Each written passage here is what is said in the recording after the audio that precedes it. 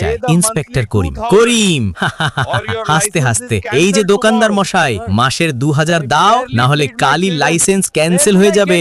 দোকানদার রহিম, চোখে ভয়, বাবা দোকান চালাই কষ্টে, বাচ্চাদের মুখে খাবার তুলি কষ্টে, এই টাকা দেব কোথা থেকে? করিম চোখ পাকিয়ে, আমাদের দফতর চালাতে লাগে বুঝলে, পুলিশও মানুষ।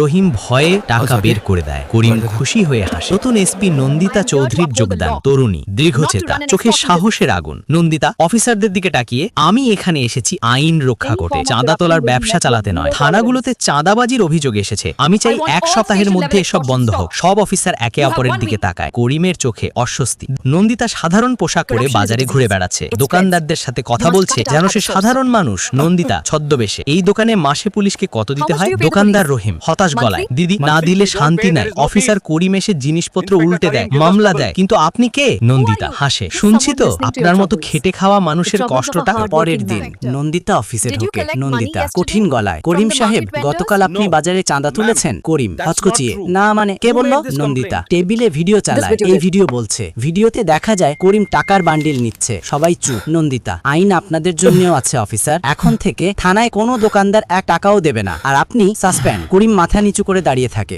বাজারে পোস্টার ঝুলছে, চাঁদা দেবেন না, অভিযোগ করুন সরাসরি এসপি নন্দিতার কাছে। রহিম দোকানে কাজ করছে নিশ্চিন্তে। নন্দিতা হেঁটে যাচ্ছেন বাজারে, সাধারণ পোশাকেই। রহিম, দিদি আপনি না এলে আমরা কেউই বাঁচতাম না। নন্দিতা হাসে, আইন মানলে ভয়ের কিছু নেই, ভয় শুধু অন্যায় করলে। থানায় নতুন পরিবেশ, থানার ভেতর এখন পরিষ্কার পরিবেশ, সব অফিসার নিয়ম মেনে কাজ করছে। নন্দিতা জানালার পাশে দাঁড়িয়ে বাইরে তাকিয়ে থাকে, সূর্যের আলো মুখে পড়ছে। নন্দিতা নিজের মনে, যেখানে অন্যায় আছে সেখানে ভয় নয়, প্রতিবাদী হবে অস্ত্র। শেষে পর্দায় লেখা, সত্যের পাশে দাঁড়াও, অন্যায়কে ভয় পেও না।